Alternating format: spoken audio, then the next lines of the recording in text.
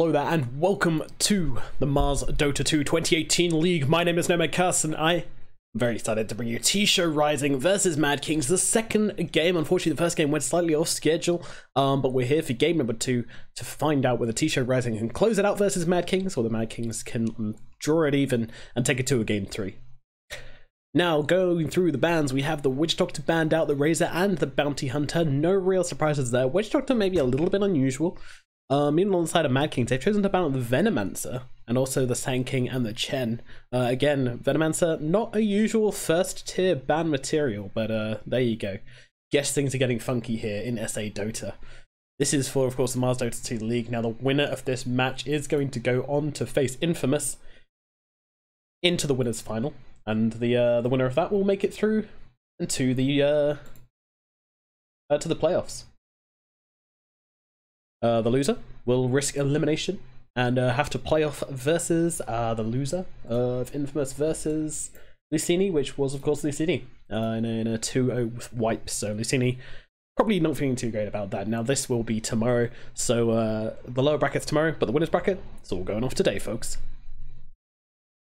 Now, looking at this draft, we have had some picks already. We have the Tusk Ancient Apparition out from Mad Kings. Now, of course, that Tusk, a very powerful 4-position hero. The Ancient Apparition, he's very, very good at basically enabling other heroes in your team. He's pretty terrible solo. Like, I don't think I've ever seen an Ancient Apparition solo kill an enemy from full health before, unless he's like some crazy farm build or something like that. Most of the time, the Ancient Apparition, he's going to be the guy enabling. So, by what I mean by that is like Ice Vortex. Like, Ice Vortex is a terrible skill for AA, like he does so little magic damage. But Ice Vortex it increases the magic damage you do to anybody who's sitting on it. Also applies a bit of a slow and stuff as well, so that's nice and give you some vision. But it's actually a really strong spell. It's actually a lot of the reason why people pick Ancient Apparition, and you often see Ancient Apparition and Viper picked up together. Because they both have these AoE spell amplification aspects to them. I'm sure Show.Rising will ban out Viper in the second phase. If not, then I wouldn't be surprised to see Mad Kings pick it up. Tusk, in the meanwhile, he's just a really strong 4 hero. I mean, Shards is one of the strongest early game spells in the game, in my opinion. Snowball is also a fantastic initiation and saving spell. It's like one of these rare spells which can do 2 things at once. Frost Sigil, just really nice later on in the team fights, and Punches is only kind of underwhelming as well, but then again, it still does a lot of damage, and it's also a tool for keeping people still, so also gives them the ability to solo kill supports later on in the game, so there's always a bit of magic to be had with Tusk. Well, let's talk about Show.Rising. They've been drafting as well. It's not just been a Mad Kings draft. We have the Disruptor and the Elder Titan picked up by them. Now, the Disruptor, very, very strong support in this meta, always going to be good just because of one little spell called Glimpse. Of course, Kinetic Field is very good as well, especially when you pair the 2 up. But yeah, Glimpse is the reason you played Disruptor, to be honest. Awesome with Elder Titan. If you get them multiple heroes inside that kinetic field, you set Elder Titan up for a dreamy stomp, just the easiest stomp of his life. Just shove his Astral Spirit in there, throw down that stomp, easy game. Another interaction which is slightly lesser thought about by a lot of people about Elder Titan is the Spirit, the Astral Spirit. He's got that natural order. Now, if you throw that on top of a Disruptor ulti, that is going to do a lot of damage, and we will see that coming out. So these two, they work very well together in a lot of different ways, so I do like seeing the support duo coming out. On to the bans, though. We have the Lifestealer banned out, of course, the classic counter to Disruptor. You can just rage off, not get Glimpse, can rage through the wall, can rage through everything, just rage all his life away. He's okay against, like, Elder Titan is a pretty tanky hero, so he is kind of food for the Lifestealer, if you like.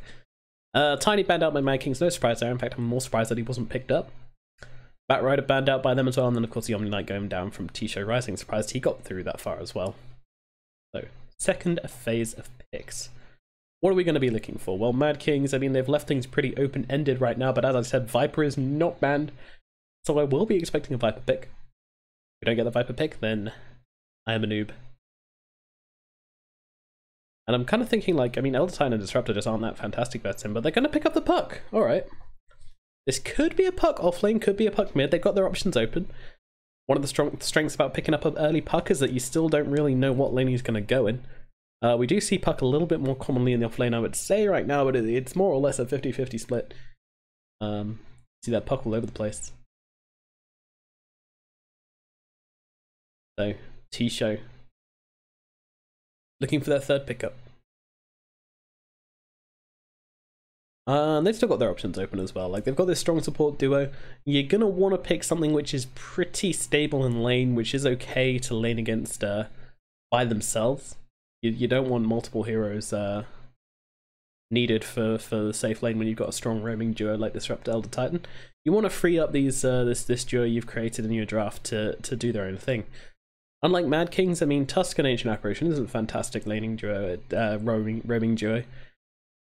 Ancient Apparition is nice in the lane. He's got really, really long attack range, which is really nice for harassing people, and of course that Ice Vortex that always gives you sight. So if you want to level it up early, then it can give you that sight, but more importantly, the Chilling Touch is where the money is. Now that spell is going to give you a lot of attack damage, and attack damage means strong harass, which means that you can zone people pretty nicely in this hero. One of his strengths. One of his many strengths, in fact. Chilling Touch used to be like, there was a point where it was really overpowered.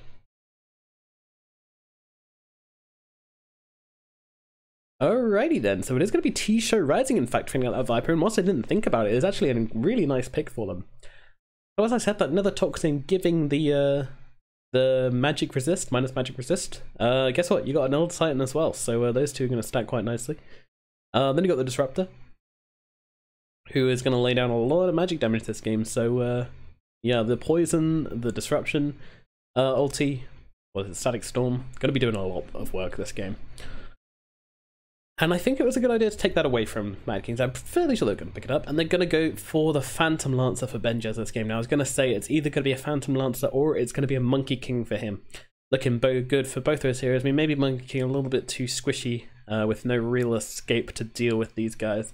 And Phantom Lancer, of course, with a Doppelganger, can dodge the Disruptor glimpse. That's really, really useful, and also get out of those pesky kinetic fields. Also dodge the Stomp if needed, so plenty of options there. Pretty good versus the Viper also. Although Viper definitely going to be building a Maelstrom at some point this game. Whether he goes at first item, I don't really know. We're probably going to see it a little bit later on. Show.Rising, they don't have any reserve time left. I hope that wasn't a random. I mean, the Troll Warlord's okay, but it's just a little bit of a weird hero, especially as the 4th pick. They did run out of reserve time there. It was Freak who disconnected from the game, so I don't know. That was, I don't think it could have been a random. Of course, when you run out of time, it just randoms a hero for you, so.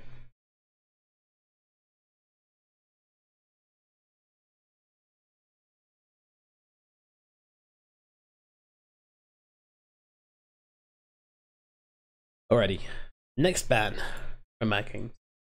Getting rid of MoFarah's details on the Twitter handle there, because he's not here. He's left me alone.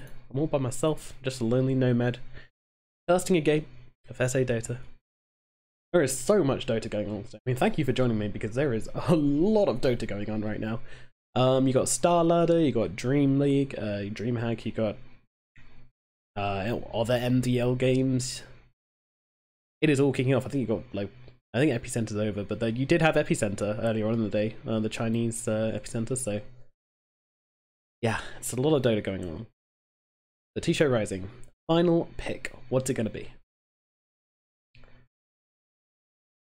can see a couple of things working for them. Underlord's going to be the pick, okay. I think this does pretty well against Phantom Lancer. He has got some AoE to deal with the pesky illusions. Yeah, I could dig a Phantom. I could dig a Underlord. The best solo laner. Well, one of the best. He does do very well against a lot of people. Atrophy aura is strong. It's a fact. A lot of auras. Got the Titan aura. Got the Underlord aura. Yes, only 2 auras. Maybe not that much. Never mind.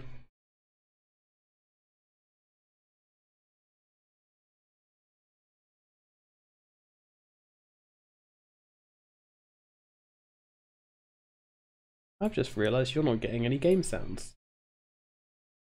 Peculiar. That should be better. I hope. Alright then, let's get into it. So, Mad Kings Esports, we have Benjas, of course, on his Phantom Lance. That's going to be pretty fun. And Mandy's going to be the Troll Warlord. Now, how these two heroes play up against each other, it's pretty sure it's a Phantom Lancer advantage. However, Troll Warlord is one of the few heroes who can clear out the illusions okay. Maybe wants to consider going for a Battle Fury or something crazy. Could work out well for them. I say, I'm loving that Dragonfly which the Disruptor is mounting. It's pretty terrifying. I don't think I've seen that before. That's really weird. There we go. We got game sounds now as well, so your ears may be delighted to be enthralled by this audio experience. Sorry, I went off on one. TS.R's OD stick looks a little bit like the tiny tree, just shrunk down and turned green. Even got roots, sparkly roots. Interesting. Anyway, getting into this game, I am actually much preferring the Mad Kings draft, I will be honest, but T-Show took game number 1. Let's see if they can take game number 2. I mean, they certainly have many options. This Troll Warlord can really get going, and when a Troll gets going, it is awfully hard to bring him down. But they do have an OD. An OD can do quite well against the Troll Warlord if he can keep his range. I mean, Dragonlance is going to be absolutely key on this guy. Let's see how it goes down. 2 Shed Tangos on that Troll Warlord. Prepare for battle.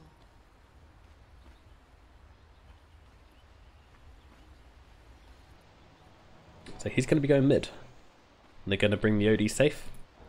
Yep. And they're going to put the PL mid versus the... Yep. Okay, so things are getting weird. Things are getting funky, but I like it. Freak going to be in the off lane. So they're trying to predict these lanes here and get the matchups they want. Viper is going to be coming against the OD. That is very fortunate for them. That's what they want. It's a very good... the spams are coming out. That is a good lane though. Viper versus OD, that's what they want. Troll versus PL. Like, fairly sure Troll's kind of happy about that actually. Levels up the Whirling Axes first. And animation cancel, very nice. And then we'll have Freak versus the Puck. I'm not sure how this one goes down. I'm fairly sure Freak kind of... Oh, no. This is important. What Ted's doing here is trying to get the information and find out who's in this lane. And he does see Freak here, and that is going to tell him all he needs to know. So he knows what the matchups are. They know how they're going to do it now. Whether they're going to swap out the Puck, I'm not too sure. I think they might keep the PL mid. I think they might just accept this. Nope, looks like the OD is coming down. So OD versus the Underlord is actually even nicer than the Viper. Well, no, of course, because you don't want your OD laning up against the Viper, so that's the real issue here. Ted taking a lot of right click there. And didn't manage to find the...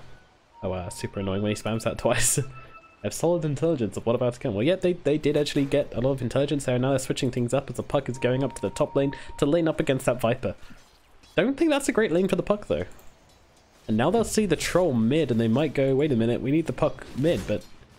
I don't think it's getting weird. I think it's getting very weird. Troll, frozen feet are up on him, and he does actually get frozen in the end. Didn't quite get out of the range, but no big deal here. Benja's taking a lot of damage with this Elder Titan.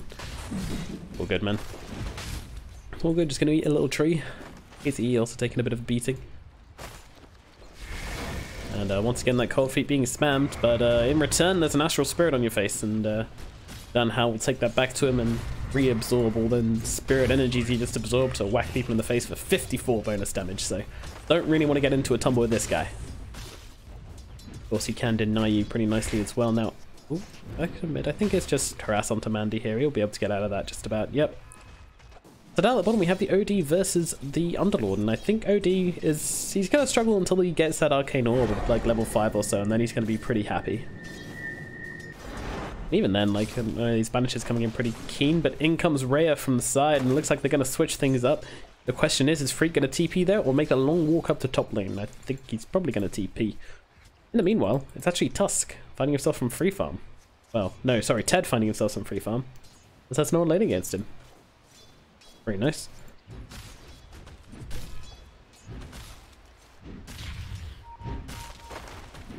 Oh, finding them key bashes, pretty nice. Ben just slowed up. Mandy throws down some axes as well. He's just going to salve himself back up to full health and get back to laning. At the moment, we're looking at the Troll, who is the leader of the net worth chart. Sitting on 12 CS in the middle lane, so doing quite well, even despite KZE's attempt at the harass, but don't know how, just... This is without any Astral Spirit damage, and he's just tearing people apart. I mean, I guess it is an Ancient Apparition, he is not that tanky. And, well, that much is obvious right now, but in comes a Tusk. Can he get that snowball off in time to help the ice shots come off? No, he cannot. And he doesn't hold Don Hao in place, and that means they're not going to get the kill. He pops that salve, meanwhile Mandy just trying to deal some damage. No points into that feather yet. Could have come in useful there, but definitely want that swap early on. So, ooh, looking to maybe stomp on KZE, but actually cancels it there. Jeez, so everybody's getting low. No one's actually dying. Still no first blood. I'll do my best not to miss it. Old decides he wants to be frozen. KZE is the guy. Oh man, that's his clarity being cancelled. That's quite a potent slow. Not a long one, but potent one. Potent slow is probably the best kind.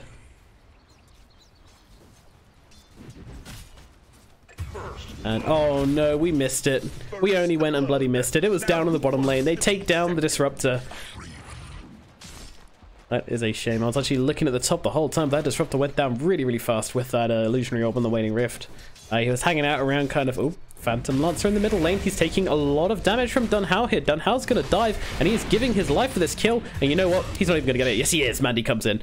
And Mandy going for KZE as well, and we'll be able to find that one. So it is a double kill for the Troll Warlord, and this is something they're going to be very happy about on the side of T Show. Mandy getting a fantastic start to this game with a bunch of last hits, and now 2 kills to go with it as well. Not going for the bottle, just wanding up. In fact, not even boots yet. Ah, who needs boots? You got 311 move speed with your Berserker's Rage. Now OD in the safe lane, just taking a lot of poison damage from Rhea. No real kill potential from Rhea, but oh, they managed to glimpse Disruptor back into the shards, and this is a lot of damage down on the Thunder Lizard, and they do take him down. Rhea was just really couldn't do a whole lot. He was just too far away and blocked off from any real help. So, watching the Viper just has to watch his teammate die. That's sad. How very, very sad. Well, Mandy is just really laying into Benjis here. Benjis is kind of just, oh, okay. I guess I'll take a creep here and there. Even the Slayer's coming out, and I think they might even be able to go onto Benjis here. They catch him through the tree lines, but can't quite find the kill. Meanwhile, in the top lane, they do manage to take down Rhea. So, well, the pesky Viper going down Benjis, juking through the trees. And, just really like a miserable lane for this Phantom Lancer. I'm wondering how they're going to switch things up, but look at this. In comes the... Oh, the Astral Spirit doesn't quite connect onto the Phantom Lancer. But even so, he's farming behind a tier 1 at 5 minutes into the game, and Don Hao is there. Here we go. Okay, he's going to be punished as Slandon comes in. Although Benjis, he's so low, they just can't follow up. They don't have the damage, they don't have the health to do anything about this. And actually, Mandy's making a play onto Slandon now, and now Puck comes in. Surely they can find a kill on the other side. And yes, they can. He does go down. Nice snowball back up from Slandon there onto the dead hero. Very nice. I'm not quite sure how he ended up in the high ground there, actually. That was a little bit weird. It was snowballing onto someone who was already dead.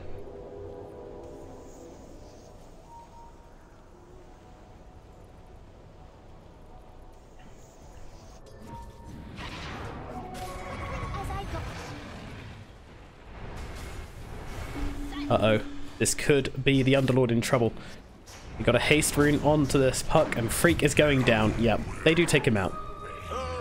That's a good kill. That is an important kill for Mad Kings, actually. So their Phantom Lancer, let's have a look at the general things in general, right? Phantom Lancer is getting slammed at mid, no doubt about it. He is way down in the dumps, 19 CS, no kills to his name. I don't think. Let's just have a quick look and double check my facts. Yep, no kills to his name, terribly on last hits. Mandy is just dominating him out of the lane. Mandy's level 5, Benjis is level 4. It's just pretty grim all the things around, really. But in comes Ted, actually, maybe looking to get another kill onto this Troll Warlord. They block him off. Mandy, he's looking out. He's got nowhere to run. He will have this Welling Axe in 2 seconds, but it's not enough to keep him alive. With 3 heroes wailing on you like that, there's really no way to get out. Now up at top, we do manage to find the kill onto KZE under his own tower. Radiant diving deep.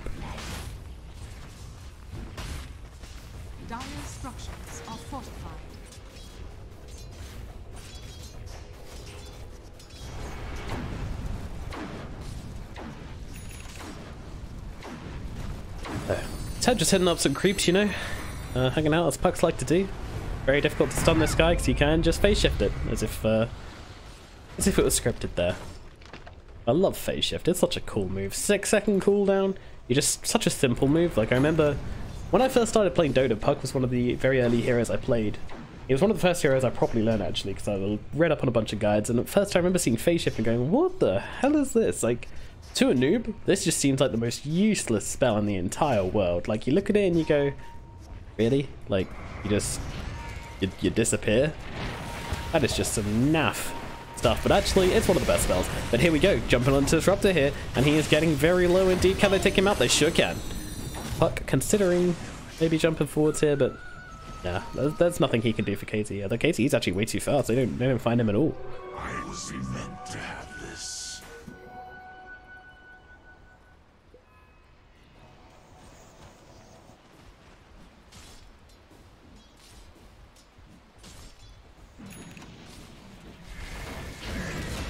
Oh, they managed to find KT actually in the end.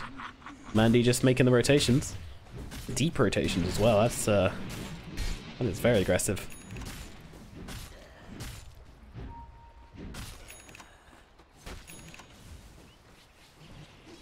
So in the middle lane, Disruptor has taken the place of the Troll Warlord, and Benjers is very grateful for that. We'll throw it over to Net Worth right now. Oh my god, we have another kill going on actually in the bottom lane this time, as they have managed to find Raya under the tower. So this Viper's having a pretty nasty time. He's actually below the PL, significantly below the PL. He's below the Underlord, in fact.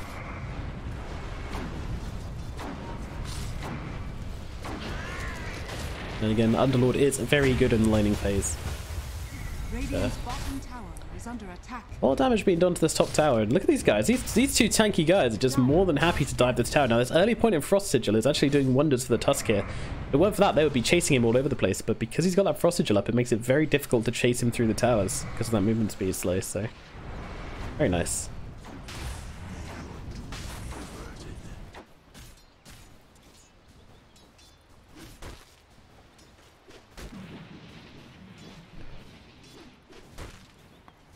So Ben just trying to find something here. He's looking for the power treads. It's kind of sad when you're still looking for power treads for 10 minutes. But he's not as sad as his Viper. Whilst he does have his power treads, PL has the killer, I believe. So yeah, a bit difference there. Which Rayo is now looking for his Aquila. So yeah, both of them in a pretty sorry state of affairs. And it's very surprising that you see a Viper unable to catch a break, but we have action at top as they manage to catch Freak with a lovely ice shards from Slandon there. Now doing the damage. This arcane ore points doing a lot of work to try and bring down Slandon. And well, another ice shards, another day, but in comes Dunhow. They've actually got a fair amount of damage to follow us up on now. Freak, oh, he actually avoids it. Does go down in the end thanks to the Axis, and now dropping the ulti on Leo Style, but it just doesn't do anything. One of the most disappointing things of the game is when you ulti as OD, and Axis doing a lot of work, but we'll just block it off with the lovely ice shards again, and even the kinetic field committed, but it doesn't quite catch him. Slandon makes the escape.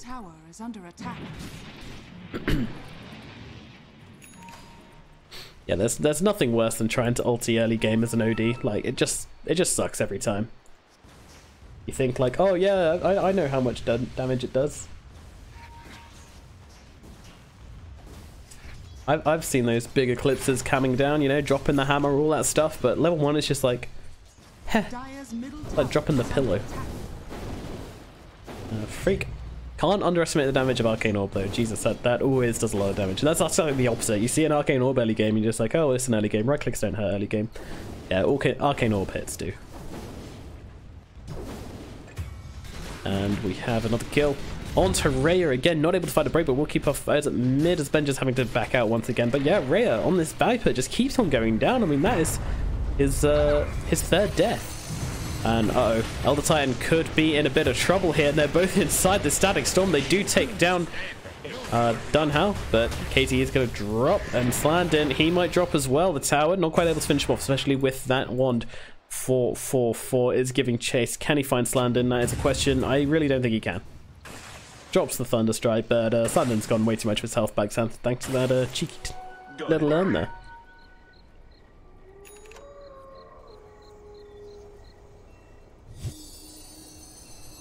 Oh, Ted, that's pretty nice. A nice little cute play there to make sure he can get back to the the shrine. Make it nice and efficient. We didn't take the whole thing, so that's not efficient at all, but they want this kill onto Mandy, and if they can find it, that'd be good. That'd be really good. Now, they've just used a scan, so they know that coming. Wow, what? That was quite impressive, actually, to spot that one out, but now they will see Mandy here, and what can they do? They have the snowball, they have the shards available. Mandy is in trouble, my god. That was a low commitment, but totally worth it. He's the highest net worth. He is a net worth leader.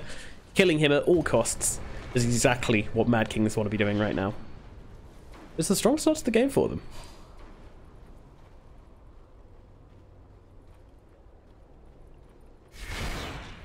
And seeing that courier, I'm sure it will be, there you go, glyph is used. Courier glyph at least. Oh no, Slandon, a rare mistake from him. Splits him off from the disruptor and means that the little lizard guy is able to get away. Have an action all over the map in this game. Radiant's bottom tower is under attack. 4-4-4 looking on, gonna place that ward. Probably, I'm not sure if he sees the OD TPing out there actually. I don't think he does, otherwise he probably would have tried to make the glimpse play. Talking of glimpse plays, he has used the ulti, but it's dodged with a snowball! Oh, Slandon making the plays. Does he go down anyway? I think he may well do so. Punches up the troll, but it's so much damage, and there we go, the last hit from Dunhow comes through and takes out the little walrusy guy. Now in the middle lane, Freak just throwing down the Firestorm. We also had tier 1 tower at top going down, also tier 1 bottom, tier 1 tower at bottom going down. Net worth change of absolutely naught. Absolutely nothing. Dire's top tower is under attack. Freak finds the invis. A gift from the tempest of battle. We'll just do a bit of scouting. See what's up.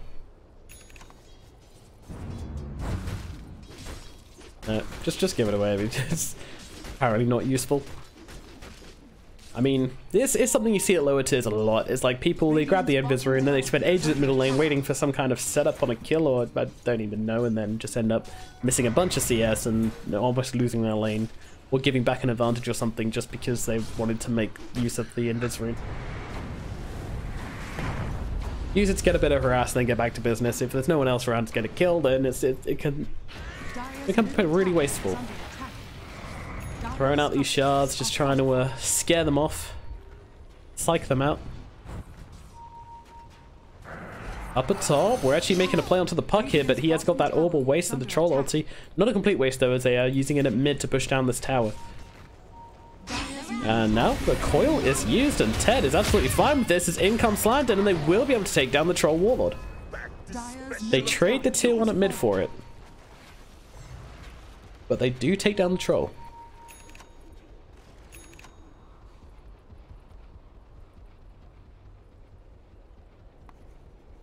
Dire's middle tower is under attack.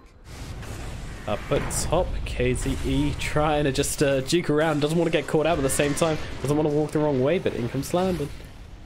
I think KZE is dead here. They've glimpsed him back. They poisoned him. Yeah, he's got her. He's got it. Does get off the ulti onto Dunhow, however.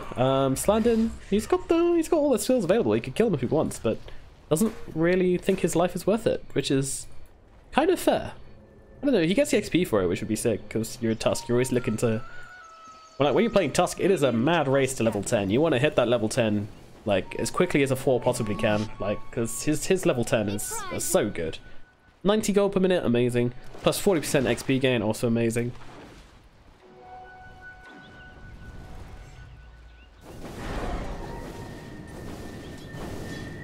Leah style, eating up some creeps. Snowball in. They managed to catch up the Disruptor, and with the coil as well, but Disruptor just throws down the ulti, doesn't even care, looking to get the kill onto this Tusk and will be successful in doing so. Meanwhile, the Tusk, he's in the tree lines, the pings are being used. Now he does have that orb, and actually chooses to attack, and now Troll Warlord finds him with the axes. Ted, gotta be careful here. He's got the phase shift available, but doesn't want to just use it willy-nilly. Needs to be able to throw out that orb first, and he gets bashed up and will not survive, but he did blow his blink just before he died, so he really did lose literally no gold. Like, let's look at this. He gained gold from that, but gained 19 gold from that. Probably got a CS in the in the process. A net gain of 19. That is very small. So here we go, bottom tower, tier 1, another one. You got a Troll Warlord on your team, he's got an ultimate up, you're gonna take towers.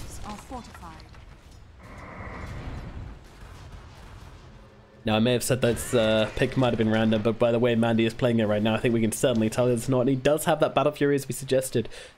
So he is going to be trying to tear through these PL illusions, tear through the farm, and get some items on board nice and quickly. Meanwhile, we have Leo Style. We actually have a kill onto the Elder Titan down at bottom.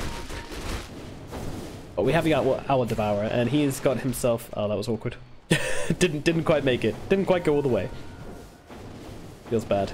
But yeah, he's got himself a Hurricane Pike, which is very nice timing for him. Second in the net worth chart. And even good old Benches is able to find a way back into this game, as he's found himself a Diffusal Blade. The only one who's really struggling out of these cores is Rhea, who's just doing absolutely abysmally. He's got himself a Hooded Defiance. He's going towards that Hurricane, his Dragon Lance, but really he's very underfarmed for an 18-minute Viper. His laning phase was horrible. And unsurprisingly, you see Mandy, he finds himself a double damage, he goes to the Roshan with very little help. That is not an issue. Mandy is, I mean, he is a raid boss here, but you got two heroes to help bring him down, and OD is a great hero at bringing down Troll Warlord. I mean, he can Astral him or himself at the right time, which is going to stop a lot of the Troll's damage going through. And of course, the Arcane Orb just completely ruins Troll Warlord. I mean, Troll Warlord is all about his armor, right? He's an agi hero. You know, he's got 52% physical resistance. OD, he don't care. He don't care. He's got pure damage on that Arcane Orb. The only way to dodge it is with a BKB, which is going to be the Troll Warlord's next item, unsurprisingly. So it's going to be interesting how these two play off against each other. And this isn't even including the Phantom Lancer, who, I mean, who's his equal? The Viper? Not really. Not really, but then they go onto the Underlord, who is also quite fun, but with that AA Blast, it's so much damage to put out onto him. But those Benches taking a lot of damage. Two ultimates used, and they actually take him? Nope. Surely not. Yeah, he does go down. That was a really sick kill onto Benches, though, and actually Tusk might go down as well. There we go, Rhea finds a kill. Puck quivering in the tree lines. I think he's going to be alright, but it's certainly not a pleasant experience for the Puck right now. He just goes deeper into the trees and will hopefully TP himself out of here very shortly. But losing 3 heroes for your Underlord, I mean, that is not the trade Mad King's expected to make there. Dire's bottom tower is under attack. And now, as I said, Troll Warlord ulti equals towers die. And Tet may think twice about coming in here. If he gets bashed there, oh, the glimpse back, he's all over the place. It's just gonna, yeah, nothing's gonna happen on the back of this though. I've already used the Troll ulti. He's not on much health at all. Doesn't really want to burn the Aegis for a puck kill. It's, not fantastic. And then the AA, oh, it's going to land nicely onto 444. Now Mandy is wanting to come in for this one, but the coil is dropped. Troll decides to pop that as quickly as possible at 444. I'm pretty sure he's dead here. There you go, one more right click. It does the job. A strange time to hibernate. And hello, juicy bounty runes. Gonna help out that bottle quite a lot. It's kind of weird the way Dota works, but oh, going on to Mandy at mid. Medges is wanting revenge for this horrendous laning phase he had. Will choose to back out, having seen the 3 heroes around the PLS. That was actually quite a risky engagement, and oh, nice shards onto Rhea here. He's completely stuck. And yep, that ice shards will surely go off because he got nowhere to go. And oh, nice dodge onto the off the Echo Slam here. There is, who's this coming in? It is Freak, and it is 444 looking to get some damage done. But this is going to be Mad King's disengaging, so forcing out the Underlord ult and then backing out, very beneficial for them. And Spirit Vessel is nearly there on the Tusk. I mean, he's got like 500 gold to go. They'll definitely give him the farm for this because Spirit Vessel is a really good item. I don't know if you knew. So Troll Warlord, he's actually going for the Shadow Blade after his Battle Fury and Yasha. Very unusual. Has he got anything in the curry? Nope. So he's literally just a casual Yasha for the movement speed. And straight into the Shadow Blade. I wonder if it's one of these cases where this was actually the intended build or whether... Oh, Tusk taking a lot of damage here. He might actually drop. using the snowball at the last possible second. But yeah, he's a goner. He dies. Sorry, as I was saying, with the troll, I'm wondering if that was a casual Yasha, or like, I'm gonna build Sanjin Yasha, or I'm gonna build Manta style, and then kind of realizing, wait a minute, I need a Shadow Blade. And then going, oh wait a minute, I need a BKB first. My own choice is stupid, but I'm gonna keep this casual Yasha and hope that people think I, that's kind of harsh. Mandy looking to actually make a play onto the OD here, but immediately with the Dragon Lance, and look at the damage. It's actually nothing, because he was missing, and now he dies. What a kill. Mandy's not done. He's looking for more. He's chasing KZ up into the high ground, but in comes Benches, and wow. That was a lot of damage. They are able to take out the Troll Warlord, but in comes the support. The rallying cries from his teammates running up. And look at Mandy. He's not done. Glimpse back onto Slandon. If Mandy can find this, it's going to be a nice kill for them. Snowballs himself up. Doesn't want to take too much damage. I think Mandy may have bitten up more than he could do, but look at the ET ultimate. He manages to find one before he goes down. But Benjes and Leo style have turned up, and these guys hit hard. Oh dear. Troll can't play like this, I would say. I mean, in a way you have to play like that. That's how Troll plays. That's how the hero works. But at the same time, like, he's his team's like only hope right now. And if he's diving this deep for kills, and he has the farm to do that, but he needs his team behind him. If he's not waiting for his team, then and he just dies like that, it's really, really big. And they delay the game. They want to be pushing towers. They want to be taking objectives right now. They don't want this Phantom Lancer and the Outward Devourer to come online. Pretty scary. Radiant structures are fortified.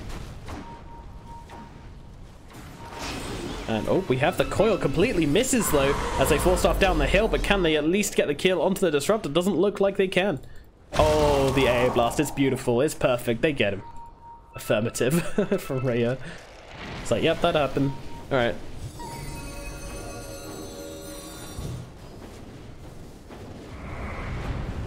Firestorm dropped in the middle lane.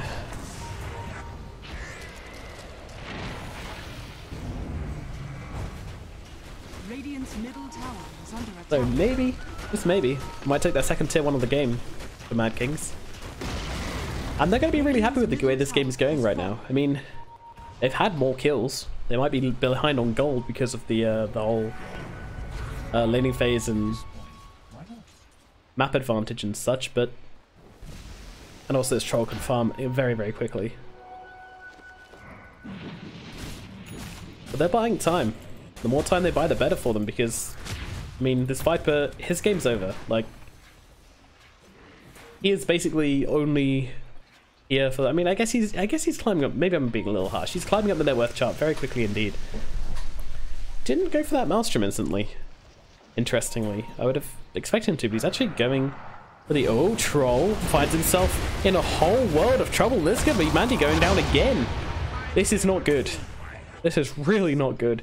And it feels like they're making space for a Viper. But why do you want space for a Viper? What's Viper going to do? He's not a carry. He's not one of these heroes which you want to make space for. You want him to be making a space for the Troll. This is completely backwards. T-Show, they're doing things the wrong way around. And they may pay with the tier 1 at top.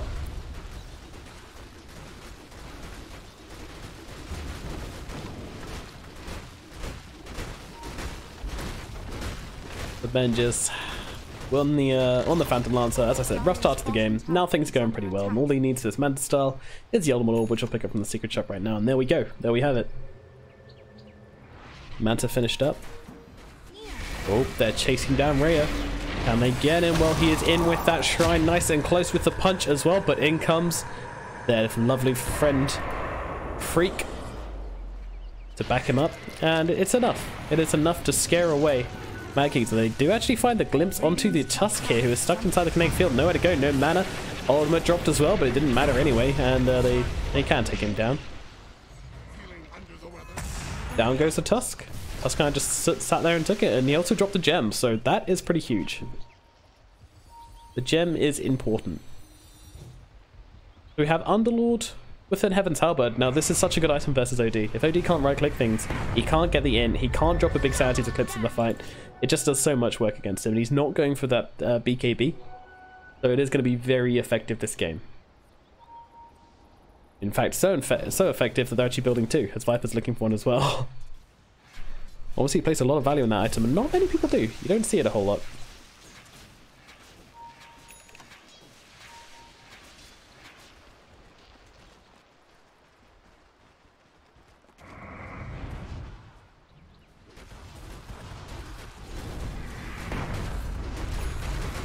The Benjos is really starting to get going with the farm. I mean, he's chasing. He was still OD in the lead. Got himself his Blink Dagger, that Hurricane Pike, and now the Mystic Staff as well. Shivas is going to be absolutely huge versus Troll. It is a really good item. That's the Troll Warlord. Talking to Troll though, he's got himself a BKB coming his way, so maybe T-Show want to fight off this. I'm actually surprised they are giving Mad King so much space. I'm absolutely certain they're going to have to try something once they get this BKB though. Now it's plus 50 damage. Not going for the 20% evasion. That surprises me a lot. You just want to blow people up, and will be successful in getting one, but he's popped this BKB. Coil goes through it though, and now they've blocked him off. Or have they? He manages to actually find a way through the trees, but Mandy, he is all alone. His team are just not here right now, and he is going to drop, so this is another big death for Mandy. And every time he dies, he's falling down this net worth chart. They're getting closer and closer to catching him up. Now Rhea and Leo style fighting it up. Rhea trying to do as best he can, but Freak calls a stop, so he says, nope, let's get out of here. But he cancels it. He actually cancels it. And now 444 is going down. This is not a good fight for them, as Rhea is going to go down as well. Can he take down at least the OD? Yes, he can. Where even is the Phantom Lancer? Well, he is behind, and he is cleaning up shop as he has found himself done how. And, well, he shouldn't have cancelled the TP. He shouldn't have done it. He did cancel it, didn't he? Did he get 4-staffed? Hard to tell. Oh no, he was back at base. Yeah, no, he TP'd out, so he definitely cancelled it. I was gonna say, because I saw it, but yeah. Oh well. I mean, how are you ever gonna win that fight without your Troll Warlord? These are big calls on the side of Mad Kings. You need someone to be able to go toe to toe with either the Phantom Lancer or the OD, and unfortunately, other heroes just can't quite do that. Now, unfortunately, Phase Shift not being able to dodge the glimpse. And oh, the ultimate even used and nearly worked. You got to give him credit for that. Nearly worked.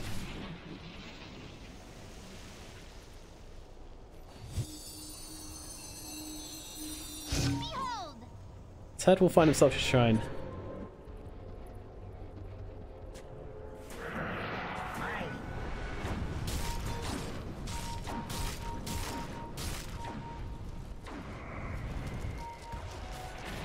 KZ and Benja's coming down the hill. Got to walk into Freak immediately, and here we go. Ted looking to come behind it. There's a lot of damage, and with the Earth Splitter coming through, it's going to land at least. Oh no, actually they all dodge it, but Roshan goes down. Leo Star picks it up. Wait, Leo Star picks it up. Wow, what a jump in from Leo Star. Now they're managing to find Ted as well. The poison is out. Disruptor taken out of the game. Shard's not going to quite catch Dunhow. He does make a safe escape. Rhea also gonna get his way out of here. So this is 3 heroes dead though. Mandy died. I mean, Mandy keeps on dying. I mean, that seems to be every single fight starts with Mandy died, Mandy died, Mandy died, and he's no longer highest net worth. And I feel like T-Show are in a really difficult position right now. I'm really not sure what they can do coming through in the rest of this game. Oh, Leo Star, he doesn't have the Hurricane Pike. He's put to sleep, but the poison waking up by the poison. Thanks to that Glimmer Cape, it is keeping him alive. Ted waiting in the wings. I say waiting. He's not actually being subtle about it at all. Stomp not used. No need. Oh, never mind. Stomp is used. And Benj is up onto the high ground, and well, they've got 70 seconds till the trolls. Oh, why not try and take a tier 3? You got 2 catapults with you. You got an Aegis on Leah style.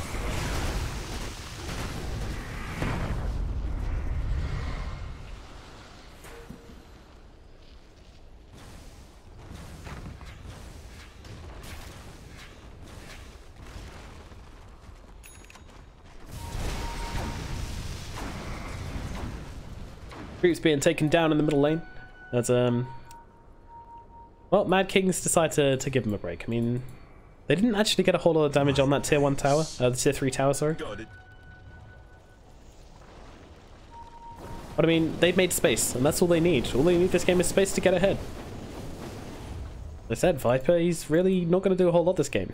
And Troll Warlord, he's hit his peak. His peak has been and gone. Troll Warlord, his peak is when he picked up his BKB, and he picked up his BKB and he died 3 times in a row, so... Yeah, T-Show... Things looking tough for them right now. My guess, we're going to a game 3, but anything can happen. Still a long way to go, but the shield's being used to try and catch out Rhea here. But Rhea is going to be alright. He's got the a Dragon Lance of his own, so...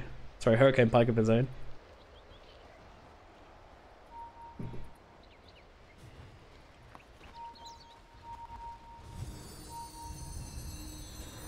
Up at top, we're actually going to have a TP to bottom lane as they all just decide to get out of here. They have a ward. Oh, they actually don't have a ward. Oh yeah, they do. They have a ward here. So they see what's going on. Meanwhile, the Dire side, they got some much more aggressive wards. In fact, this one here is helping them out an awful lot.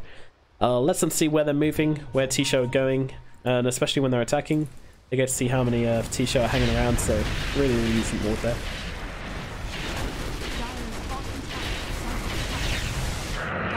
Well, Troll is on a mission, but immediately responded with a Fortify. Meanwhile, they're losing a tier 3. Merely the damage, the pushing power isn't insane from Mad King, so I think... No, Troll's TP'd back. Sanin just wanting a last hit there. He's got his Blink Dagger. If he wants it, he's got the gold.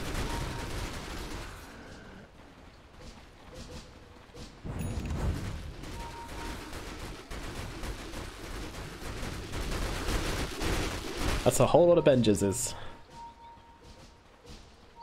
Benjazai. And he's picked himself up a heart. That's this is a really difficult to kill Phantom Lancer now. I'm gonna need a little bit more than a Battle Fury and Troll Warlord.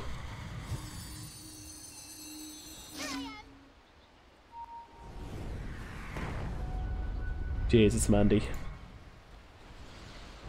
I don't want to say the whole game's the troll. Like, this is unfortunately just how you play troll. Like, you just have to go. If you're not finding kills, if you're not being aggressive, then Troll Warlord doesn't work as a hero. Unfortunately, like, the communication just doesn't seem to be there between him and his team to be able to pull off this kind of aggressive strategy. Meanwhile, Mad Kings, their whole aim this game was just to delay things out, and I mean, the troll got dangerously far ahead, but like, luckily for them, they managed to... I think it wasn't even them finding the kills, it was just them reacting to Troll playing aggressive on them. Like, they kept sticking together, they kept trying to work as 5 and shut the Troll Warlord out of this game. Benjes and his many, many selves. Battering down creeps in middle lane with his little illusion army. And, oh, was that an Aegis running out? It sure was. OD. Naked to the world now. Stay a casual Hyperstone. I'm wondering if there's anything on their courier. Or, nope, literally just a casual Hyperstone. I can dig that. I'm about that. That's fine. Moonshards suck anyway. Like, I'm fairly sure a Moonshard is just, oh, where'd the OD go? Come back here, OD. Oh, okay, apparently we're not allowed to look at... No, that's really weird. Troll comes into contact with Ted, now just TPing out of this one, doesn't want to be involved. Although, Disruptor, he was just coming to help. He was just like, oh no, Troll's going at it again, I gotta give him some backup this time, but this time Mandy kind of played it safe for once, which was not what 444 was expecting.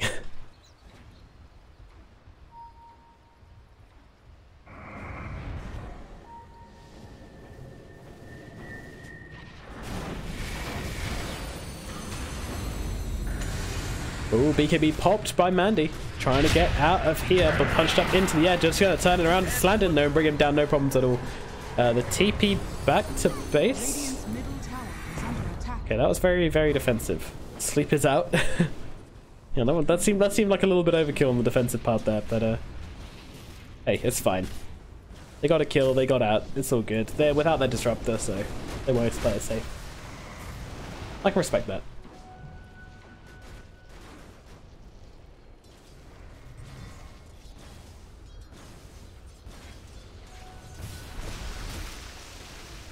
I was meant to have this. So Mandy, he found his Shadow Blade, and yeah, that was kind of a, like, he got the Shadow Blade and then the BKB, but just didn't really find any pickoffs with it. Like, Mad Kings are just playing too close to each other, and they've got these items to help them escape. Like, they've got the Hurricane Pike on the OD, and you know, even Ancient Apparition now with his Glimmer Cape. Very difficult kill for the Troll Warlord. He's not going to carry around sight with him. And even then, they were all close enough together that if the kill took more than sort of 5 seconds, which usually they did, then the whole team would be there, and it would turn from an easy gank to a certain death. But Ancient Apparition, he is going to go down here. And also find a courier award for their efforts. That's quite nice. Troll managing to find Benches here. If they can get this kill, this would be absolutely huge for them. But he eats off the cheese. He's back to full health, although inside this Disruptor ulti and the, oh my god, the Echo Slam doing tons of damage. And they find Slandon as well. Benches hits the deck. Slandon hits the deck. And all of a sudden, Troll Warlord and his team running down the middle lane. T-Show feeling revitalized right now. Puck gonna go and cut a creep wave, but they've got creeps alive here, so they're fine. They need to defend this, but they're gonna have to do it without an Ancient Apparition, and they may well have to use the buyback and not quite be able to find that Puck. But they have the bring back. Oh, he astraled him, but he's still gonna come back there, and then they just TP out.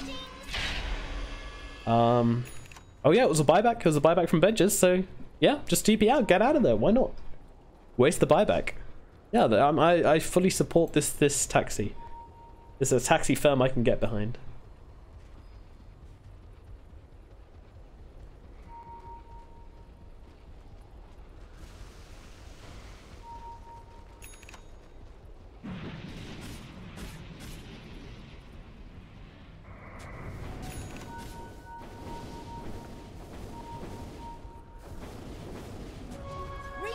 Middle lane, Leostar could be in trouble.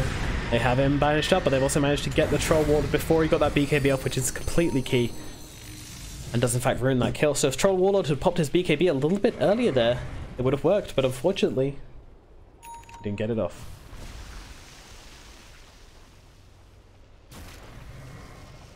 And this game is very tense right now. I mean, they've bought back on the PL, so Mad Kings are by no means safe, but they are definitely feeling confident about this one. It's their game to lose. They will have to make a mistake. If they play it by the books, oh. Finding the Troll Warlord, Mandy, no! No! Mandy goes down. He's got the buyback though. It's okay. And Rhea, they actually managed to find Slandon, but Rhea is taking a lot of damage here, and with the ulti from Leostar, they will find that kill. Now the Echo Slam comes through, but it's just not doing it. Sorry, the Splitter, that's the one. Now Park actually might be the next one to eat the dirt. Yes, it is. So that's a pretty huge kill. And in comes Mandy trying to find Benches here. If they can find Benches, he does get the bash on him, and he cleans up that Phantom Lancer. This is huge. There is no Phantom Lancer. There is no AA. There is no Puck. Mad Kings. I mean, Troll just running down mid. 100 seconds without this Phantom Lancer. What are they going to go for? They have a tier 1 at bottom, so if they want to... Oh, Roshan? Really? The Roche, I just think practical. Mind you, they can take it so quickly. Look at it go down. Jesus. Meanwhile, they have found a kill onto 444 here as Leostar picks up a double damage rune. The 444 just buys straight back into the game and then looking to fight this. I mean, they want to take some racks here. Refresher Shard, Cheese, Aegis. Control Warlord says, let's go bottom. Let's take the last tower on the map. I love the way that, I mean, you don't generally see Underlord's ulti being used that much, but they've made such good use of it this game. Gotta give them credit for that one. Now that Troll ulti ward is, Troll Warlord ulti is used. Now who's the refresher out? Oh, it's a disruptor. Hello, this could be massive. 46 seconds on the PL. Everybody else is about. Let's have a look at those buyback statuses. We have 1 on Leostar and 1 on the other Titan. This could be the defining fight, but they actually managed to catch out the OD, but he does pop that BKB, but don't forget we got the refresher shard. Mandy, though, he can't go down here. He doesn't have buyback. He's got the Aegis, though. I forgot. So back he comes. Let's see. 1 Rex is going to go down. They want to wait for their PL. They really want to wait for their PL. Will they expect the second ulti from Disruptor? Did they see the Fresher Shard? Surely they did. Now a Puck uses that stun. They don't want to break it. This is Aghanim Scepter ulti, so they don't want to take 700 magic damage. That's just too much. And they just play it safe. Now this is an ulti used from Puck, and actually the BKB used from Mandy just to take the tower. Not an ulti, but they actually managed to force Staff the OD out of it, or force off himself out of it with a Hurricane Pike. And now in comes Slandon. It's a lot of damage onto the Elder Titan, and they do take out one. Slanhow, Dunhow, can they take him down? Yes, they can. Dunhow taken out as well. And who is this in the middle of it all? That's your Underlord going down. 2 buybacks available though. Not too bad. Still not ideal. And Troll is Gonzi's. Troll is just out of there. Like, he didn't want to fight without that Aegis. So, they take a pair of racks. And a tier 3. 2 tier 3s and a lane of racks. And a tier 2. And a Roshan. So, making really, really good use out of that PL death. Putting itself back on the back. We'll throw it back to the net worth. We do see the OD still ahead. But Freaky's actually ridiculously farmed. Like, this... We can actually look at the death summary, that's pretty cool. Oh, Elder Titan buys back for this fight. You can smell Mad King's trying to go for it. I mean, maybe Mad Kings just want to end here, but... They're the guys with buyback. Oh no, they're not the guys with buyback. Leostar's actually bought something. What's he bought? He's bought an MKB.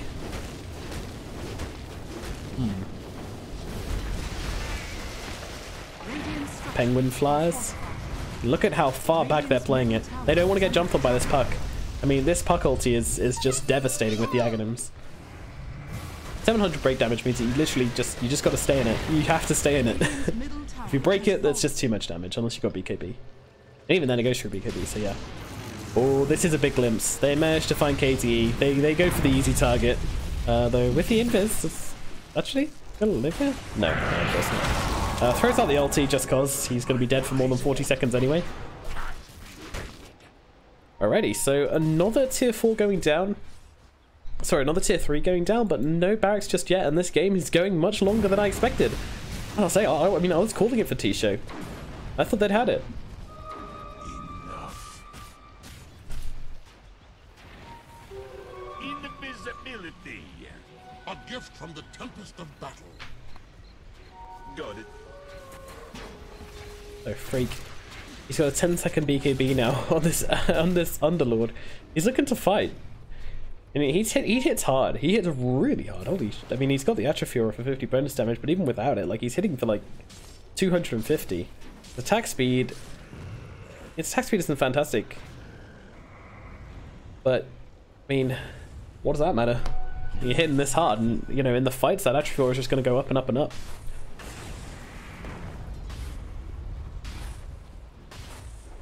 And of course, that Radiance, staying alive with Radiance is just more value from the Radiance, so. Buybacks. Leah still has it. Rhea has it now. He's gone for the Shiva's Guard. I quite like that. Meanwhile, Troll taking care of this shrine. The only way he knows how. Getting things really, really fast.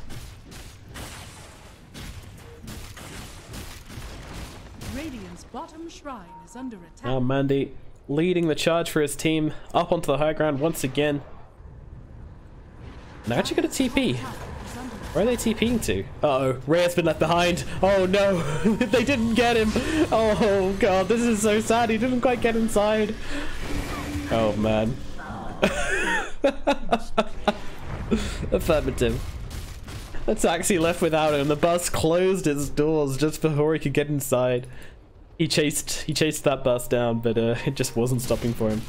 Look at Mandy. He didn't care that this Viper's dead. He doesn't have buyback, remember? And oh, what a shard. They actually catch him. Do they know they have him, though? That is a question. They sure do. They're dropping everything they can onto this Phantom, onto this Troll Warlord, and that is 115 seconds without Troll. That is 115 seconds to go high ground. What can they do? No Viper, no Troll. Viper does have the buyback. But Jesus, this is looking grim.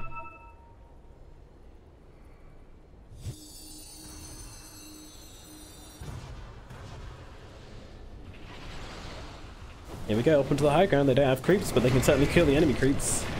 And this Astral Spirit is coming through and doing a lot of work.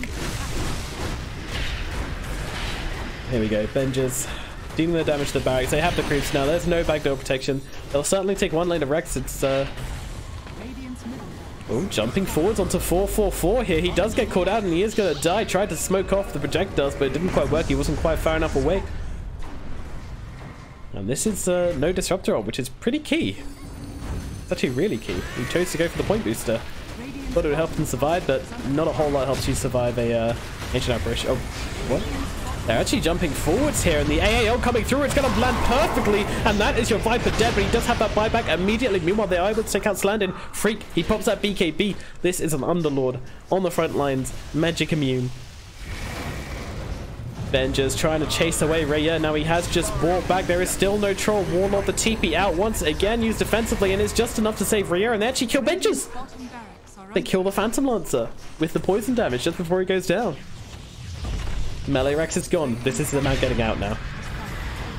Maybe catching Ancient Apparition. Yep. Yules just to make sure. What else can they find? I don't think they can get anybody else though. Well. Now, building advantage wise, Mad Kings have the advantage. They've got 3 barracks. T-Show only have 2. But it's still really, really even. 9k advantage to 9 Kings. To Mad King, sorry. And well, let's just throw up these stats, see what's going on here with this net worth graph. And look at this. Show.Rising, they had it after that Phantom Lancer death. They did so well. Oh, Park, this is a big kill. There's 3 heroes dead. I mean, they can go and force some buybacks right now. Gem is down.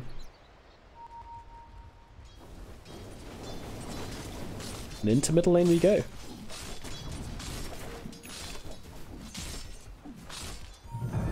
Turnabout is fair play. Up onto the high ground. Troll ulti popped. Now how many buybacks are we going to have? Do we have that? We don't have the Underlord ulti this time. So there's no get out of jail free card. PL is going to be back in 10 seconds, so surely they want to get out in time, but they're trying to delay this. They take a wreck, they draw things up, but can they get out in time? The Troll Warlord just stunned forever, it feels like. Freak just on the front lines. He doesn't want to break that tether, but he's taking so much damage on the front lines, finally trying to get away, and now that BKB's out, OD is free to deal whatever he wants. He does catch the AA on the front lines. Slandin going down as well. There's actually 2 heroes down on the side of Mad Kings, but it does not feel like it as they actually get to sleep onto the puck, but Troll is the one who falls down in the middle lane. Slandin managing to find some kind of kill onto him.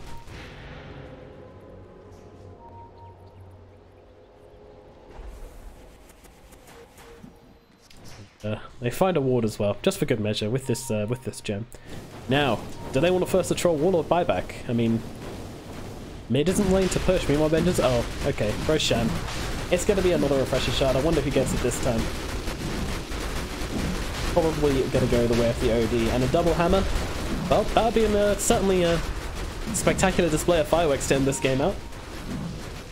And what I love is that he's actually got this these salves in his backpack. So what he's going to do with these is he's going to pop them and then Astro imprison himself. I mean, I'm not sure if he can do that mid-fight just because he won't have the slots and won't want to carry around a salve with him. And yep, he has that refresher shard in his inventory. Question is, does he drop 2 directly at once? Or is he going to hold on? I mean, me personally, you gotta drop the double E. Just going straight in, pops a BKB, looking to get the damage here, drops 1 ultimate, and well, it is gonna be 1 dropping, and Raya on the front lines, he might go down as well. The silence is out there, but it doesn't matter. Although maybe it will. Maybe it will. He doesn't have Aegis. Just going a bit too hard there. Meanwhile, Benja's trying to take some of the base. Can he take down these tier 3s? Not quite. 56 HP left on that buy.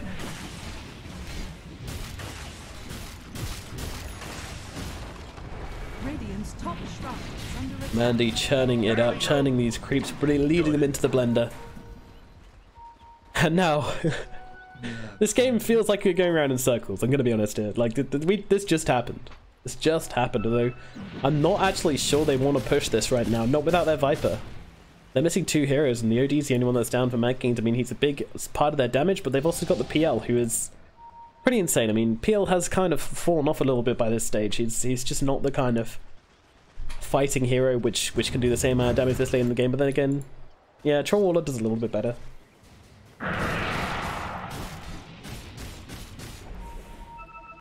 Phantom Lancer, look, he's a fantastic carry. He does so much work for your team.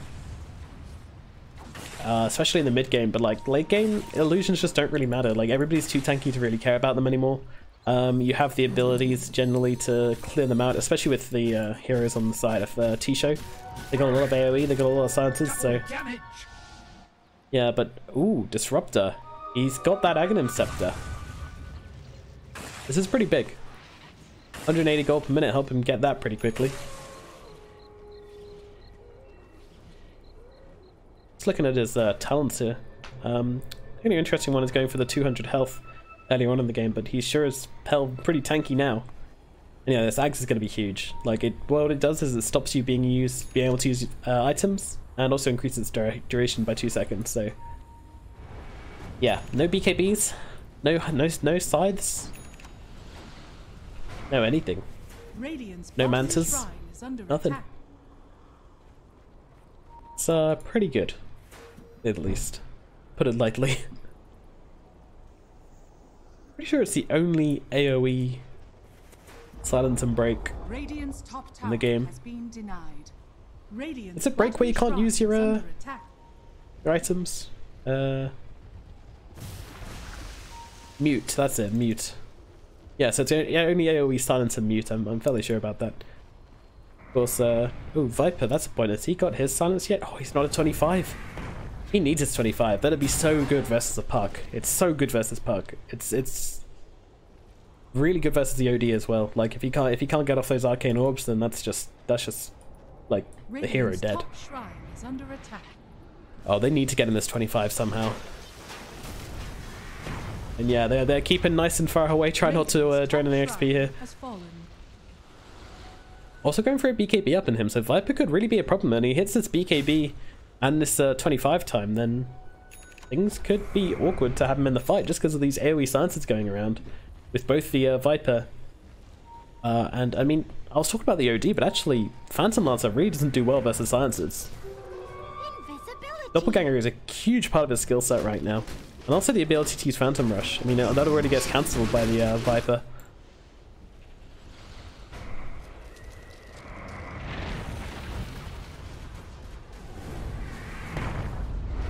Oh, stomp in the middle lane.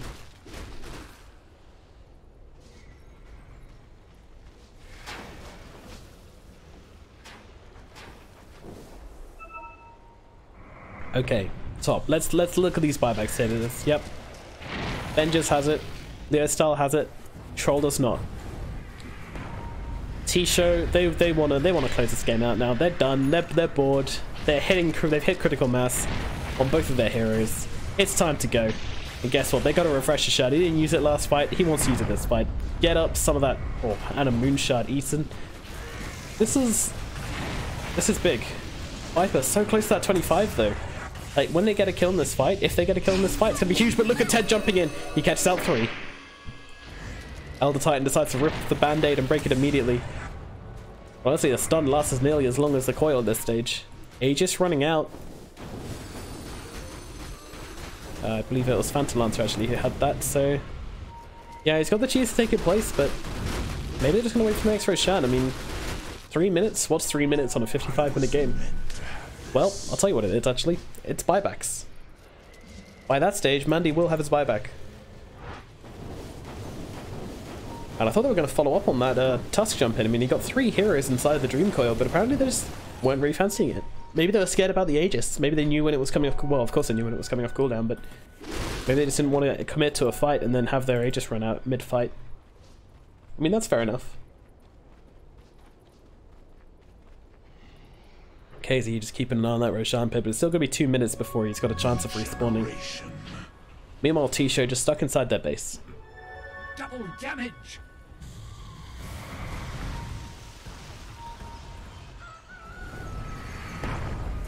Stomping down those creeps.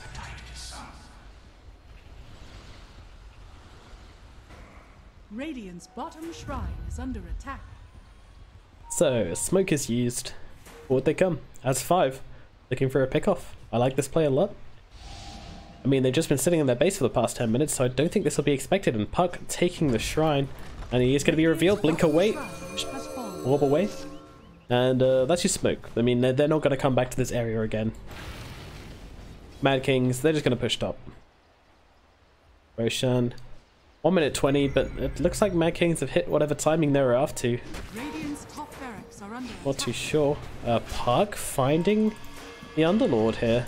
Not really sure what that was about, dropping the Dream Coil onto the solo Underlord, but there you go. Oh, Mandy going hard, popping the BKB, but didn't manage to find that bash, so I guess if he did find the bash, then it would have been completely worth it, but... Tusk? I think he wants the Force Staff. Oh, nice Astral there, gonna save him from the stomp. But still taking a lot of damage here, and he just doesn't want to Force Staff the poor guy. Oh, did try to Force Staff him, but the kinetic field was already out. This Viper. He's hit 25 now, so the Nanotoxin does silence. I'm not sure how he got that snowball off, but he is gonna drop. Slandon dies. 1 barrack down. 2 barracks remaining. 1 at top, 1 at bottom. Oh, they found the glimpse onto the Ancient Apparition, but they just don't have the sight for him. They don't have the sight for him, so he does get away. Gem is on the ground, though. And Disruptor will be the guy to pick that up. So they find a Tusk. AA somehow manages to TP out of that one. We are just getting to ridiculous stages of the game. Now Roshan might respawn in 5 seconds. This is the big... And let's once more have a look at this net worth graph. I mean, things are really in fight of Mad Kings right now, just because T-Show was stuck in their base. They couldn't really move around. They couldn't really do anything.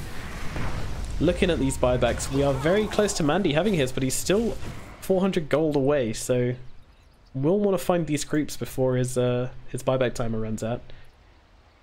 Or at least before the next fight. Freak as well also needs a bit of money before his is back. Of course, Mad Kings will know this, so they'll want the Roshan before they try and go for a fight. And Roshan is up. Minimum respawn time. There you go. We'll be spotted by AA with that Ice Vortex.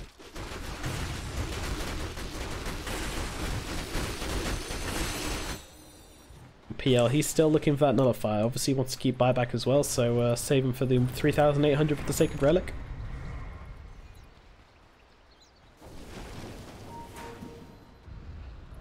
Now Roshan is pinged, they know it's here.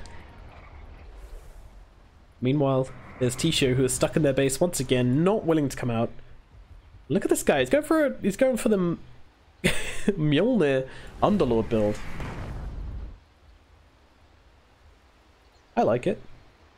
So, Sec on the star. One thing I didn't talk about, of course, is this Puck level 25. So important this game.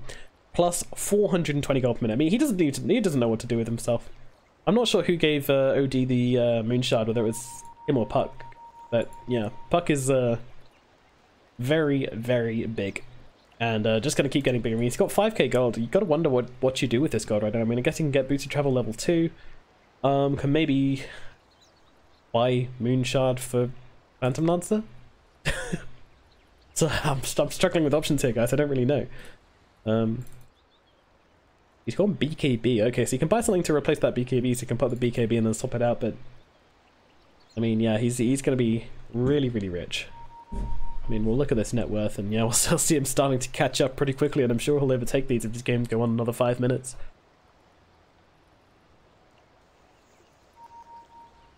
So Roshan is being pinged. Looks like we're ready to go.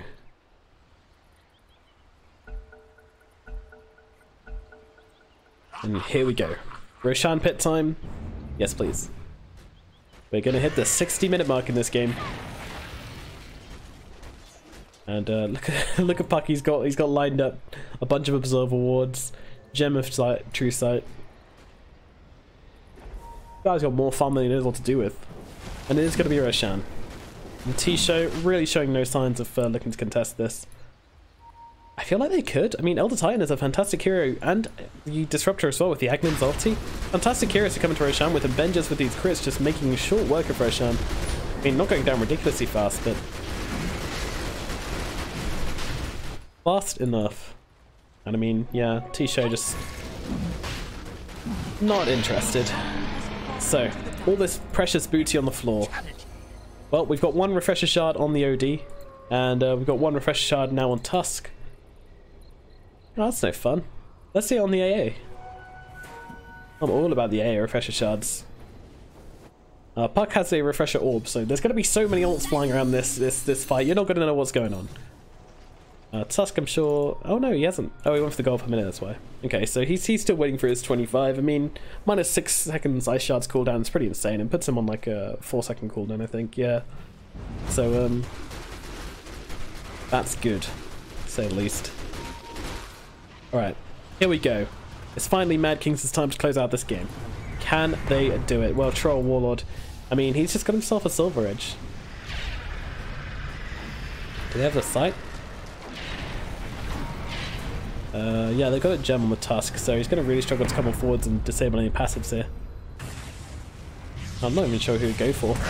They do find... Oh, here we go. Refresher Orb used by the Puck. They only caught Mandy inside this coil right now, but Mandy is doing so much work, and they have brought down Benches, but this is only his Aegis, and in comes Leo Star, but he is silenced up using that ulti once, immediately refreshes, but he just did no damage at all. So many BKBs out from everybody. Everybody's matching. I mean, Tusk may well hit the deck here. Yes, he will. Troll just trying to clear out these illusions. Benches was able to speed away after his death, and, well... Mad King's just backing out. Jesus. Alrighty, so they lose the Aegis and they turn now. And I mean, we'll look at these buyback stages right now, but everybody except Troll has it. He did have to buy back in that fight after being brought down by Slandon. So next fight should be relatively comfortable for Mad Kings. I'll wait for their Tusk to come back. He's just doing loads and loads of work. Like, did he use a refresher shard in that? No, they did give it to the AA. Cool. Yeah, but OD used his and then didn't drop a second ulti because the first one did absolutely nothing. Doesn't pierce BKB, so like everybody just was BKB'd and it was like, oh, okay, sorry.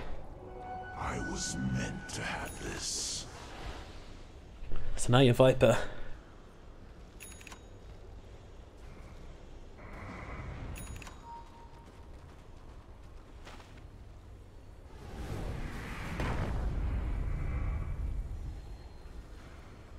Raya, he's got himself a Shivas. He's got that Hyperstone. Also going for the Mjolnir, so they all want to have the ability to clear out these creeps, which reminds me, Underlord, he's found his. Actually bought it up instead of buyback. Interesting choice. Can't say I support it.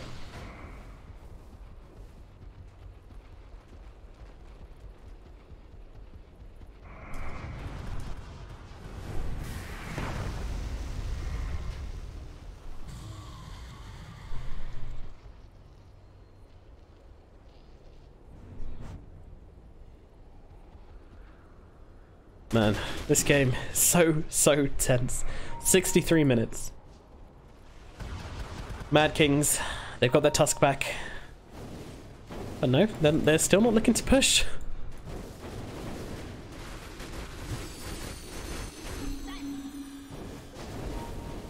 Leo style, he's got his Manta style, Heart, Butterfly, BKB, Diffusal Blade, Boots of Travel. He's still looking for that Nullifier. Does have it now, surely. Yeah, there we go. Helm of Iron Will, Sacred Relic, unlock those, get him sent in. There you go. Nullifier is up, so he can... Oh, he's actually swapping out the boots. That's interesting. I thought he would try and BKB and then swap it out with the Nullifier, but... There you go. What do I know? 2 barracks remaining. I mean, at least they managed to take these barracks earlier on, so actually... Things are relatively even in terms of the barracks and stuff. It's just that Mad Kings, they have a 26k gold advantage. Jesus. It's, well, that's what happens when you get this late, and T-Show have just been stuck inside their base for so long. I mean, AA's probably got Magnums by now. No, he doesn't. He's got Ghost Scepter, 4-star Glimmer Cape.